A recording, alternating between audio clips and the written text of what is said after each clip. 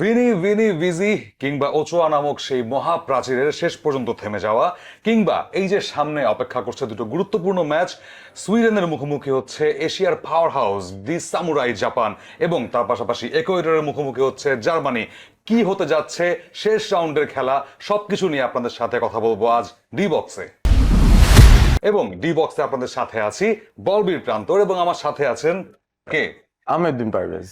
Clear হয়ে নিলাম যে কে আছেন, আহমেদ বিন পারভেজ। ইয়েস, সবাইকে স্বাগত জানাচ্ছি। আমাদেরকে দেখতে এবং শুনতে পাচ্ছেন যথাক্রমে চ্যানেল আইতে, এবং তারপরে ওটিটি প্ল্যাটফর্ম আই স্ক্রিনে এবং রেডিও ভূমি 92.8 FM এ। বলবীর প্রান্তর, আজকে সেই যে বলটা পাস দিলাম, গতকালকেও দিয়েছিলাম, দেখেছেন আপনারা, এবং এই বলের পাস দিন দিন আরো কঠিন থেকে কঠিনতম হচ্ছে বলা যায়। কিন্তু সবার আগে আমি বলবো গতকালের ম্যাচের ব্রাজিলের কথা। ইয়েস, দুজন পর্তুগালের জার্সি যদিও পরে আছি, বাট মনে প্রাণে একজন আর্জেন্টিনা এবং একজন তো ব্রাজিল, আপনারা সবাই জানেন। But yes, Brazil played ফ্যান্টাস্টিকলি yesterday, এবং ব্রাজিলের খেলায় সবাই বলে যে ভিনিসিয়াস জুনিয়রের কথা গতকালকে, but I guess midfield worked it so well.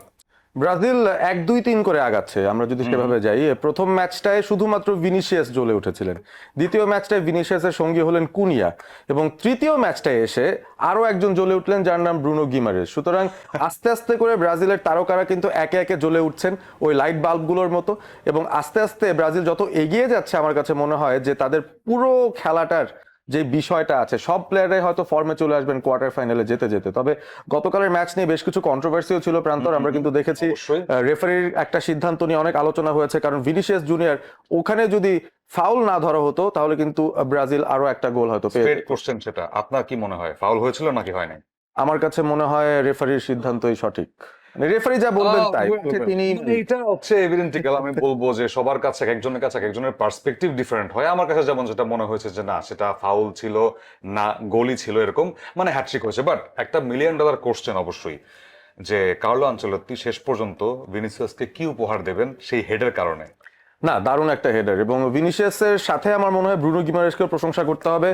যেভাবে রাইট সাইড থেকে তিনি ক্রসটা মেরেছেন, ভিনিসিয়াস কিন্তু এমন এক জায়গায় ছিলেন সেখান থেকে হেডারটা তার মিট করার কথা নয়, ডিফেন্ডারের সামনে দাঁড়িয়ে সেখান থেকে একটা টার্ন নিয়ে পেছনে গিয়ে তারপরে হেডারে মিট করেছেন। Fantastic header.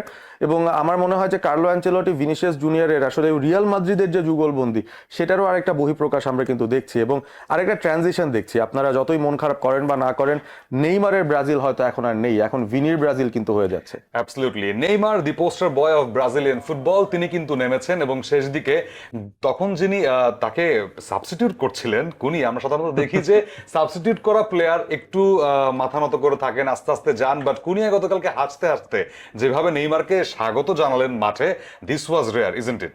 অবশ্যই, এবং কুনিয়া এত খুশি মনে সাবড অফ হচ্ছিলেন কারণ তিনি দেখছিলেন যে the centre of all attraction Neymar, তিনি লাইনের বাইরে দাঁড়িয়ে আছেন, অপেক্ষা করছেন শেষ কিছু মুহূর্ত তিনি ব্রাজিল দলের হয়ে খেলবেন। খেলেছেন, ভালো খেলেছেন, একটা শটও নিয়েছিলেন, বেশ কিছু ভালো থ্রু বল ছিল, কিছু ক্রস ছিল। ছোটখাটো ভাবেই নেইমার দেখিয়ে দিয়েছেন 14-15 মিনিট খেলে তিনি আসলে 90 মিনিট খেলতে পারলে ব্রাজিলের জন্য আরো অনেক বেশি উপকার হবে। নানদালেস স্কটল্যান্ডের এই লো ব্লকটাকে ব্রাজিল সফলভাবে ভেঙেছে, গ্রুপ চ্যাম্পিয়ন হয়েছে। এবারে তারা অপেক্ষায় রয়েছে ওই যে নেদারল্যান্ডস এবং জাপানের যে গ্রুপটা, যাদের খেলা আজকে রাতে, সেখানে আসলে কি হয়। অ্যাবসলিউটলি, জাপান সুইডেনের মুখোমুখি হবে, দি ব্লু সামুরাই মুখোমুখি হবে সুইডিশদের, এবং সুইডেন কিন্তু অনেক কোণঠাসা বলা যায়। যে তাদের রূপকথাটা মনে হচ্ছিল যে প্রথম ম্যাচে তিউনিসিয়াকে 5-1 গোলে ধরাশায়ী করে উড়ছে, তারপরে ঠিক সেই একই ব্যবধানে নেদারল্যান্ডস এর কাছে তারা ধরাশায়ী হয়েছে। সুইডেনের ওভারঅল জার্নিটা এখন কিভাবে দেখছেন? It's a up and down situation সুইডেনের জন্য, কারণ তাদের ফরওয়ার্ড লাইনটা আমরা জানি যে ওয়ার্ল্ড কাপ শুরুর আগ থেকেই অনেক প্রমিসিং মনে হতো। সবাই বলছিলেন আলেকজান্ডার ইজাকের কথা, সবাই বলছিলেন ইয়োকেরেজের কথা, সবাই বলছিলেন অ্যান্টনি ইলাঙ্গার কথা। মিডফিল্ডেও তাদের বেশ কিছু ইমপ্রেসিভ ফুটবলার্স রয়েছেন, ডিফেন্সে লিন্ডেলফের মতো একজন সলিড ডিফেন্ডার রয়েছেন। তো ওভারঅল এই দলটার মধ্যে একটা ফ্লেয়ার আছে, গোল করার ক্ষেত্রে তাদের পারদর্শিতা আছে, যেটা একটা ম্যাচে তারা দেখিয়েছে। তবে ডিফেন্সিভলিও যে তাদের দুর্বলতা আছে সেটা কিন্তু পুরোপুরি ব্যবহার করেছিল নেদারল্যান্ডস। তো ওভারঅল আমার কাছে মনে হয় জাপানের এই টেকনিক্যাল গেমের কাছে সুইডেনের আজকে একটু সমস্যা হতেই পারে। সো যারা এই যে এই উদযাপনটা দেখার জন্য তৈরি হচ্ছেন, যারা ইংলিশ প্রিমিয়ার লিগ ফলো করেন বেসিক্যালি, তারা জানেন যে উদযাপনটা কার। সো তিনি আজকে অবশ্যই উজ্জীবিত থাকবেন জাপানের বিপক্ষে। বাট জাপানের কথা বলতে হয়, কামাদা স্পেশালি তার কথাটা বলতে হয়। তিনি যেভাবে প্রত্যেক ম্যাচে একটা দুর্বোধ্য রানিং নিচ্ছেন, তিনি তাকে রোধ করা যাচ্ছে না, আটকানো যাচ্ছে না। What about him? দুটো ম্যাচে গোল পেয়েছেন কামাদা। দাইচি কামাদাকে আমরা সাধারণত ক্রিস্টাল প্যালেসে যখন খেলেন অতটা উপরে উঠতে কিন্তু দেখি না, একটু ডিফেন্সিভ রোল থাকে তার। তবে এই জাপান দলটায় একটা মজার বিষয় হচ্ছে সবাই দেখতে এতটাই একই রকম, প্রতিপক্ষ কিন্তু কাকে মার্ক করে কাকে রাখবে সেটা নিয়ে অনেক সময় বিপাকে পড়ে যায়। তো হয়তো তারা ভাবছে আমি কামাদাকে গার্ড দিচ্ছি, কিন্তু হয়তো গার্ড দিচ্ছেন উয়েদাকে, কামাদা মাঝখান দিয়ে চলে যাচ্ছেন। তো এই বিষয়গুলো কিন্তু জাপান খুব ভালো ব্যবহার করে, দ্য ডিসেপশন, এবং একজনের জায়গায় আরেকজন রিপ্লেসমেন্ট বোঝা যাচ্ছে না, ঠিক যেমন আহমেদ বিন পারভেজ অলস্পোর্টে কাকে রিপ্লেস করতে বলা যায় না। সো জাপান আমি আছি, বাট আমি আমার ওই অলস্পোর্ট এবিপির জার্সিটা ধার নিয়েছি আর কি, এটাই আর কি। তো এই সিচুয়েশনটা আমার কাছে মনে হয় যে জাপান তাদের খুব ভালো একটা সম্ভাবনা রয়েছে সুইডেনকে হারিয়ে এই গ্রুপে একটা তাক লাগানো পারফরমেন্স দিতে। আশাও করছি যে জাপান ভালো কিছু করবে, এবং স্কোর লাইন আমি আগে থেকেই বলে দিই কেমন হতে পারে, 2-1 আমি ধরে নিচ্ছি জাপানের পক্ষে। তো সুইডেনের রাস্তাটা আরো কঠিন হয়ে যেতে পারে আজকে সেক্ষেত্রে। মুভিং টু অ্যানাদার পারসন, যাকে বলবো যে এই বিশ্বকাপের চরিত্র, আমরা সবাই খালি বলছি যে লিওনেল মেসি, ক্রিস্টিয়ানো রোনালদো সেই 2006 থেকে খেলে আসছে, দুর্প্রতিরোধ তারা খেলছে খেলাধুলা, বাট স্টিল তাদের সাথে কিন্তু আরেকজন সেই 2006 থেকে এখন পর্যন্ত খেলে যাচ্ছে, তিনি আর কেউ নন, মেক্সিকোর ওচোয়া। প্রাচীর বলা হয় তাকে মেক্সিকোর, এবং সেটা বলা হবে না কেন। সেখানে 2018 বিশ্বকাপে তিনি থিবো কর্তোয়ার ঠিক পেছনে শেষ করেছিলেন 25টা ক্লিন শিট রেখে, সো মানে 25টা সেভ করে বেসিক্যালি। সো আর থিবো কর্তোয়া করেছিলেন 27টা সেভ সেখানে। সো তিনি একটা ডিফারেন্ট নেম মেক্সিকোর জন্য, ইজন্ট হি?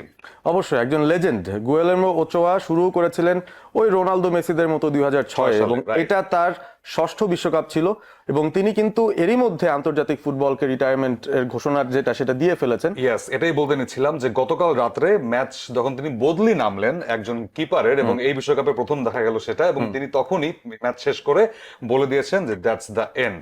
এবং কি বর্ণাঢ্য একটা ক্যারিয়ার বলতে হচ্ছে ওচোয়ার, ইজন্ট ইট? অবশ্যই ট্রফি ছাড়া যদি খুব ভালো একটা ক্যারিয়ার থাকতে পারে কোনো গোলকিপারের, সেটা তারই ছিল। এবং মেক্সিকোর হয়ে এবার যখন তিনি স্কোয়াডে ছিলেন আমরা জানতাম যে তাকে হয়তো স্টার্টিং 11 আমরা দেখবো না, তিনি হয়তো থার্ড চয়েস কিপার থাকবেন। তবে মেক্সিকো তাকে যে সম্মানটা দেখিয়েছে, অন্তত বেঞ্চ থেকে নামিয়ে তাকে কিছুটা সময় ম্যাচ খেলতে দিয়েছে তার শেষ ইন্টারন্যাশনাল গেমে, সেটার জন্য অবশ্যই মেক্সিকোকে একটা ধন্যবাদ জানাতেই হয়। তারা তাদের লেজেন্ডকে একটা দারুণ বিদায় দিয়েছে, এবং ওচোয়ার লেজেন্ডটা 2010, 14, ইভেন 18-তে তার পারফরমেন্স আমাদের সবার মনে থাকবে। একটা স্মরণীয় মোমেন্ট যদি বলতে চান? আমি তো আসলে অত পেছনে রিকল করতে চাইছি না, কারণ কিছু মোমেন্ট আছে যেখানে আসলে তিনি আমার প্রিয় দলগুলোর এগেইনস্টে ভালো করেছেন, এই কারণে আমি আসলে মেনশন করতে চাই। আমার কাছে একটাই মোমেন্ট থাকবে ডেফিনেটলি যদি আমাকে জিজ্ঞেস করেন, সেটা হচ্ছে রবার্ট লেভানডস্কির সেই পেনাল্টি ঠেকিয়ে দেওয়া। দ্যাট ওয়াজ সামথিং, যে রবার্ট লেভানডস্কি তখন ফর্মের তুঙ্গে পোল্যান্ডের হয়ে, বাট সেই 2022 সালের বিশ্বকাপে তার শটটা ঠেকিয়ে ওচোয়া যেভাবে উদযাপন করছিলেন, দ্যাটস সামথিং। এটাই কিন্তু ফুটবল এবং ফুটবলের বৈচিত্র্য। অবশ্যই মুভিং টু ইকুয়েডর জার্মানি, তার আগে অবশ্যই বলে নিচ্ছি যে সেখানে ব্রাজিল, এই যে জাপান, নেদারল্যান্ডস এবং সুইডেনের গ্রুপ থেকে আই থিংক মোস্ট প্রবাবলি তারা জাপানের মুখোমুখি হতে যাচ্ছে সেকেন্ড রাউন্ড, অর্থাৎ রাউন্ড অফ 32-তে। কতটা কঠিন ভাবছেন সেই ম্যাচটা ব্রাজিলের জন্য?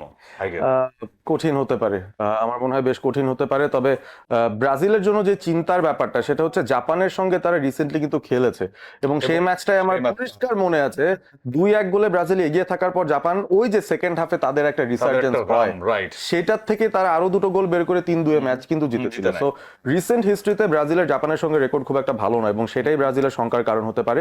তবে ওই যে বলছিলাম 1, 2, 3 একটা একটা করে প্লেয়ার জ্বলে উঠছেন বাল্বের মতো করে। সো ব্রাজিল হয়তো জাপানের সঙ্গে দেখা যাবে আরো 2-1 যাদের কাছ থেকে এক্সপেকটেশন আছে, ক্যাসেমিরোর কথা বলা যায়, হয়তো তিনি জ্বলে উঠতে পারেন। আছেন লুইস পাকেতা, তিনিও আস্তে আস্তে ছন্দে ফিরতে শুরু করেছেন। এবং কালকে দেখলাম যে গ্যাব্রিয়েল মাগালেশ, তিনি কিন্তু বেশ ভালো, প্রত্যেকটা স্পটে খুঁজে পাওয়া গেছে। স্পট কিক নেওয়ার সময় গ্যাব্রিয়েল মাগালেশকে স্পেশালি আমি মার্ক করছিলাম because of that Arsenal link, definitely set পিসে দুর্দান্ত। সো ব্রাজিল কিন্তু আলটিমেটলি, এই যে ইটালি যে নেই, আমার দ্বিতীয় ফেভারিট দল ছিল, সো ইটালি না থাকলেও কার্লো আছেন সেই ডাগ আউটে, ইতালির কোচ। সো তিনি আই গেস ব্রাজিলকে পথ দেখাবেন আরো, এবং বাংলাদেশের কোটি কোটি ব্রাজিল ভক্ত সমর্থক আমার মতো ডেফিনেটলি আরো খুশি হবে। অনেক কঠিন পথ অপেক্ষা করছে ব্রাজিলের জন্য, প্লাস অন্যান্য দলগুলো যেভাবে আস্তে আস্তে নিজেদের খেলায় আসতে শুরু করেছে। সামনে প্রত্যেকটা ম্যাচ রাতে একই সময় শুরু হতে যাচ্ছে, যাতে প্রতিপক্ষ একে অন্যকে না দেখে ফেলে। সো সেই সবগুলো ম্যাচের এক্সাইটমেন্ট নিয়ে আমরা আমরা থাকবো সব জায়গায়। আমাদেরকে চ্যানেল আইতে দেখছেন, ডি বক্সে ডেফিনেটলি আই স্ক্রিনে আমাদের সবগুলো ম্যাচের লাইভ সম্প্রচার যাচ্ছে এবং তার পাশাপাশি বাংলা ধারাভাষ্য শুনতে পাচ্ছেন রেডিও ভূমিতে। সো সাথেই থাকবেন আমাদের। আপাতত বিদায় নিচ্ছি ডি বক্স থেকে। আমি বলবীর প্রান্তর এবং আহমেদ বিন পারভেজ যুক্ত হয়ে যাব আবারও আগামীকাল কোনো একটা পর্বে। সেই পর্যন্ত good bye, tata and feel the magic of football.